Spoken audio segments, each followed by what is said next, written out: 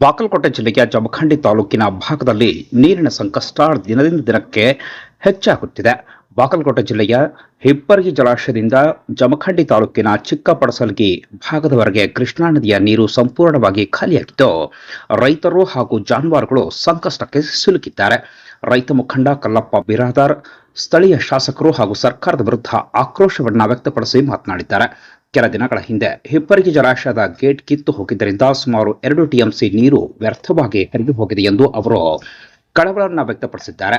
ಬೆಳೆಗಳು ಒಣಗ್ತಾ ಇದ್ದು ಕುಡಿಯುವ ನೀರಿಗೂ ಕೂಡ ಅಭಾವ ಉಂಟಾಗುತ್ತಿದೆ. ಚುನಾವಣೆ ವೇಳೆ ರೈತರ ಬಳಿ ಬರುವ ಜನಪ್ರತಿನಿಧಿಗಳು ಇದೀಗ ರೈತರ ಸಮಸ್ಯೆ ಕೇಳಲು ಬರ್ತಾ ಇಲ್ಲ ಎಂದು ಆಕ್ರೋಶವನ್ನು ಹೊರಹಾಕಿದ್ದಾರೆ. ಬಾಗಲಕೋಟೆ ಜಿಲ್ಲಾ ಉಸ್ತುವಾರಿ ಸಚಿವ ಆರ್.ವಿ. ತಿಮ್ಮಾಪುರ್ ಅವರು ತಕ್ಷಣ ಈ ಕುರಿತು ಕ್ರಮವನ್ನು ಕೈಗೊಳ್ಳಬೇಕೆಂದು ಒತ್ತಾಯಿಸಿದ್ದಾರೆ. ಎಲ್ಲರಿಗೆ ನಮಸ್ಕಾರವನ್ನು ಸಲ್ಲಿಸುತ್ತಾ, ಈಗ ನಮ್ಮ ಜಮಖಂಡಿ ತಾಲೂಕಿನ ಹಿಪ್ಪರಿಯಿಂದ ಪಡಸಲಿವರೆಗೆ ನೀರನ್ನು ಖಾಲಿಯಾಗಿದೆ.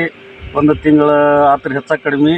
ಆ ಕಾರಣಕ್ಕಾಗಿ ನಮ್ಮ ದನ ಕರುಗಳಿಗೆ ಆಗಲಿ ಮನುಷ್ಯರಿಗೆ ಆಗಲಿ ಭಾಳ ತೊಂದರೆ ಆಗತೈತೆ ರೀ. ಅದಕ್ಕೆ ನಮ್ಮ ಜಿಲ್ಲೆ ಬಾಗಲಕೋಟೆ ಜಿಲ್ಲೆಯ ಜಿಲ್ಲಾ ಉಸ್ತುವಾರಿ ಮಂತ್ರಿಯವರು ತಿಮ್ಮಾಪುರ್ ಅವರು ಈಗಾಗಲೇ ಒಂದು ಸ್ವಲ್ಪ ಭರವಸೆ ಕೊಟ್ಟಿದ್ರು ಆ ಡ್ಯಾಮ್ ಒಡೆದಾಗ ರೀ.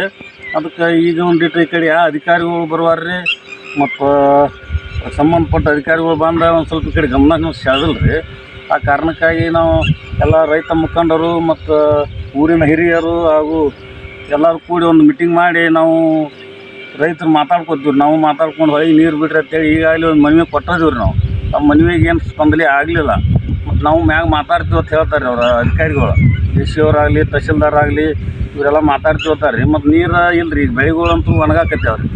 ಮತ್ತು ಬೆಳೆಯೋದು ಅದನ್ನು ನೋಡಂಗಿಲ್ಲ ರೀ. ಈ ಕಡೆ ದನ ಕರುಗಳಿಗೆ ಊರಾಗಂತೂ ನೀರೇ ಇಲ್ಲ ರೀ. ಈಗ ಎರಡೂ ಬಾಜು ಹತ್ತನೇ ತಾಲೂಕು ಆಗಿರ್ಬೋದು, ಜಮಖಂಡಿ ತಾಲೂಕು ಆಗಿರ್ಬೋದು ರೀ.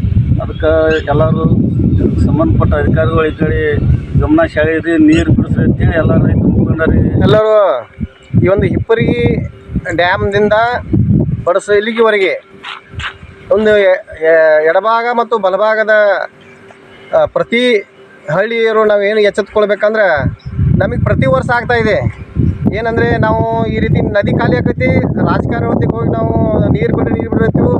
ಆದ್ರೆ ಅವರು ಮಹಾರಾಷ್ಟ್ರದಿಂದ ತೊಗೊಂಬರ್ತೀವಿ ಹಂಗೆ ಹಿಂಗೆ ಹೇಳ್ತಾರೋ. ಅದು ಯಾವಾಗಲೂ ಒಂದು ಭರವಸೆ ಕೊಡ್ಬೇಕು, ನಮ್ಮನ್ನು ಹಂಗೆ ದಿವಸ ಮುಂದಾಗ್ತಾರೋ. ಆ ಒಂದು ಕಾರ್ಯಕ್ರಮವನ್ನು ಕಾರ್ಯರೂಪಕ್ಕೆ ತರದಲ್ಲ. ಮತ್ತು ಪ್ರತಿ ವರ್ಷ ಆಗತೈತಿ. ಇದಕ್ಕೆ ನಾವು ಎಲ್ಲರೂ ರೈತರು ಎಚ್ಚೆತ್ಕೊಂಡು ನಮ್ಮನ್ನು ಭಾಗದ ಒಂದು ಶಾಸಕರಿಗೆ ಹಾಗೂ ಉಸ್ತುವಾರಿ ಸಚಿವರಿಗೆ ನಾವು ಬಲವಾಗಿ ಅವರಿಗೆ ಒಂದು ಮನವಿ ಮಾಡ್ಕೋಬೇಕು. ಅವ್ರು ಅದೇ ರೀತಿ ಅವರಿಗೆ ಅವಕಾಶವನ್ನು ಈ ರೀತಿ ಪದೇ ಆಗಲ್ದಾಗ ನಾವು ಒತ್ತಡವನ್ನು ಹಾಕಬೇಕು. ಅವರಿಗೆಲ್ಲ ಒತ್ತಡ ಹಾಕಿದಾಗ ಮಾತ್ರ ಆಗೋದಿಲ್ಲ.